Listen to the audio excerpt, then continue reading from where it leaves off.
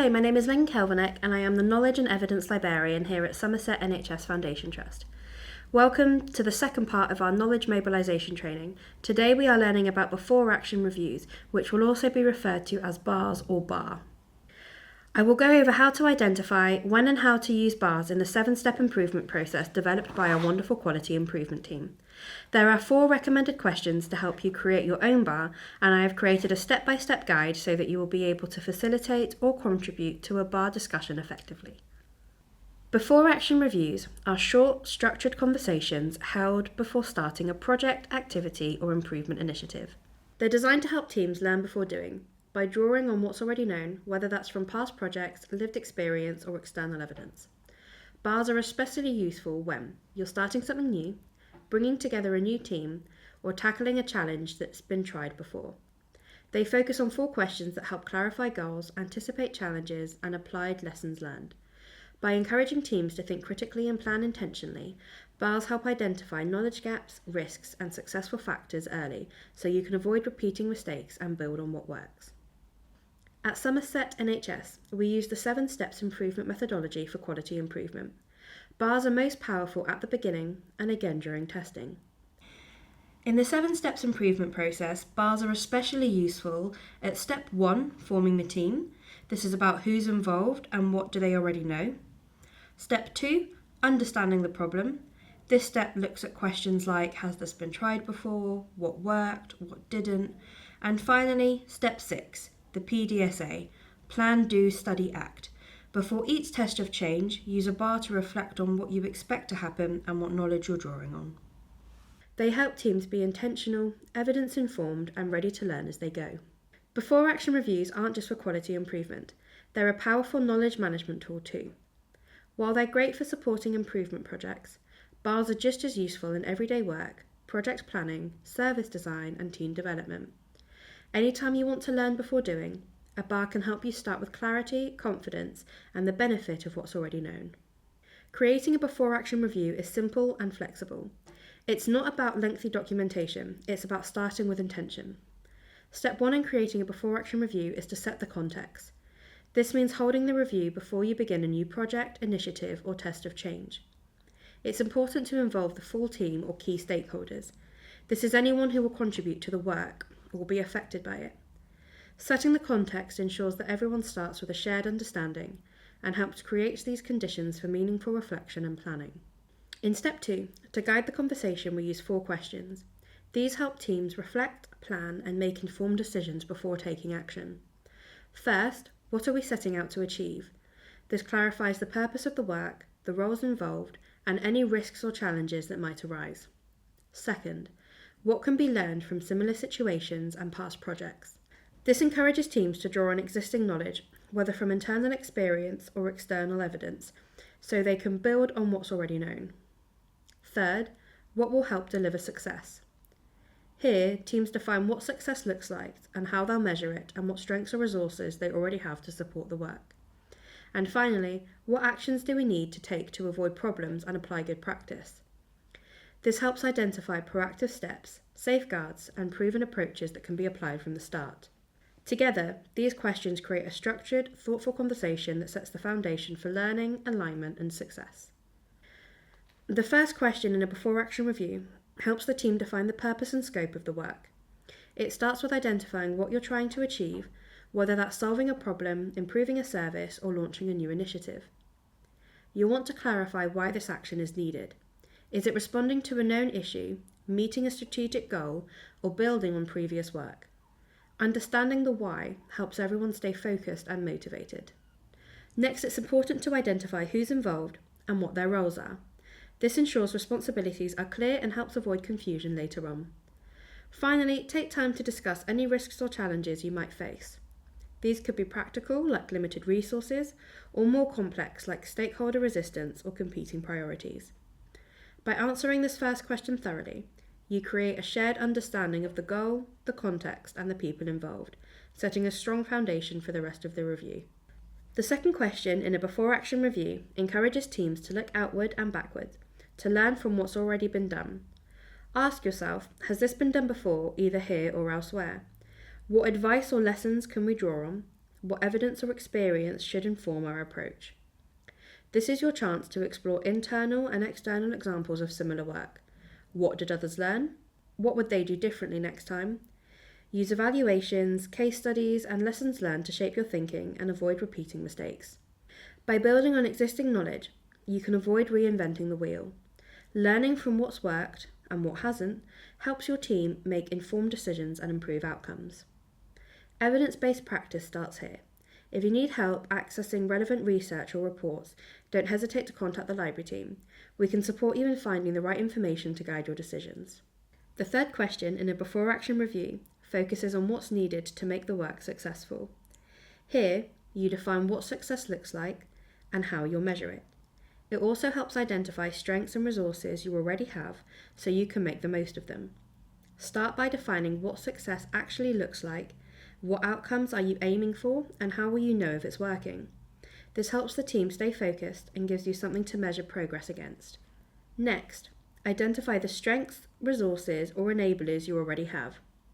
These could be skills within the team, access to data, supportive leadership, or existing tools and processes. Recognizing what's already in place helps build confidence and momentum. Finally, consider what support or conditions are needed to help the team succeed. Are there gaps that need to be filled? Are there dependencies on other teams or systems? Thinking this through early helps you plan more effectively and avoid delays later on. The final question in a before-action review is all about being proactive. Ask, what do we need to do differently this time, and what safeguards or supports can we put in place? This is your chance to pinpoint the critical success factors, the things that really need to happen for the work to go well.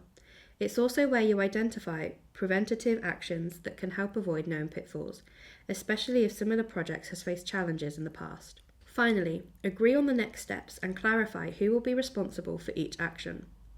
This helps the team move forward with confidence, knowing they've planned thoughtfully and are applying good practice from the very beginning. You can run a bar as a short team discussion, a workshop, or even asynchronously, using a shared document or creating individual reflections and sharing them with your team. So to recap, when you're creating a before-action review, it's important to include a few key elements to make it as useful as possible. Start with a clear problem or aim statement so everyone understands the focus of the work. Outline the roles and responsibilities, making sure it's clear who is doing what and identifying any known risks and assumptions that could affect your project. Bring in relevant lessons learned from similar work so you can build on past experience. Define your success criteria or indicators so you'll know what progress looks like. Set out your planned actions and any steps you'll take to mitigate risks. And finally, consider including links to past projects, evaluations, or evidence summaries. Anything that can help inform the team's thinking and support better decision making as you move forward. Once the conversation has taken place, it's important to capture the key points. Use a shared document or template to record the team's responses. Keep it concise. Focus on insights and decisions rather than long narratives. The goal is to create a useful reference that can be revisited throughout the project. Make sure the document is accessible to the whole team so everyone can stay aligned and refer back to it as needed. Capturing the discussion helps turn reflection into action and ensures that valuable knowledge isn't lost. Once your before-action review is complete, the next step is to share it and put it into action. Use the bar to inform your planning and decision-making. It's a valuable reference point that helps you keep your work grounded in evidence and experience. Make sure to refer back to it throughout the project, especially during step 6 of the improvement process, when you're testing changes using PDSA. If new insights emerge along the way, update the bar so it stays relevant and useful. You can also enhance your bar by adding optional elements like links to evidence or past reports, a timeline or key milestones, any knowledge gaps that need addressing, and follow-up actions or learning reviews. These additions help teams stay focused, informed, and ready to adapt as the work progresses. Using a before-action review brings several key benefits. It helps teams build on what's already known so you don't have to reinvent the wheel. A bar gets everyone aligned with shared understanding right from the start.